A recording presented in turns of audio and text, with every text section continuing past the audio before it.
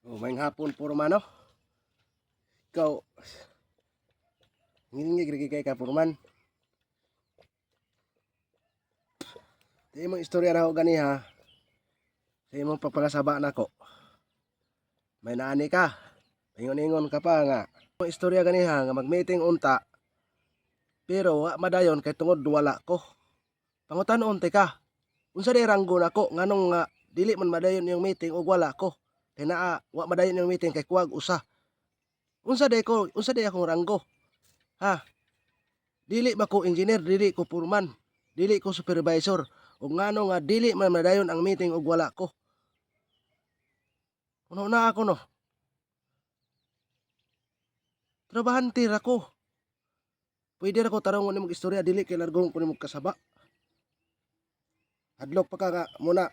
Ingon-ingon pa ka sa akong mga kauban kanina nga ang atong paraglalis. Kanina nga dili pa abot sa opisina. Kani maabot kini sa opisina ni video ah. Maabot kini. Ako di ko madok maabot sa opisina ni video ah. Sa gram. Di ko madok. Ano mo ko na pagkasahan nimo?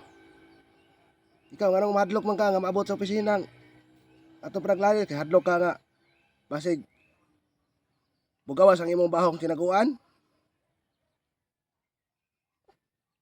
Tinaro nga lang tata Foreman.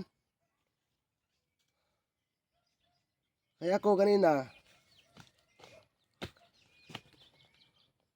kaganiha tungod kay pag-ingon na kuan ug mag-meeting pa unta mo insulti ta kadaan kahapon kay daan ako nagpasidaan nga ako mulargo ko sa trabahoan.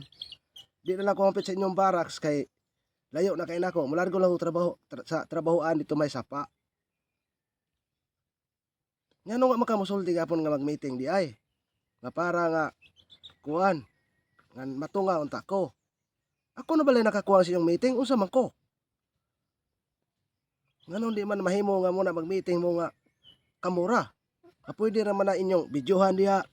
Nga namo na nag-meeting mo. Dahil inyong ipasa din ako aron mutan ako sa inyong video ipasa nako dili kay mo largo mo buhig istorya ang bati. Karon adlo ka nga muna mahibaw-an sa opisina. O karon hibaw-an sa opisina kay mismo akong imong kasaban kaniya ako mismo ang abot ani sa opisina. Pasensyahay na lang ta.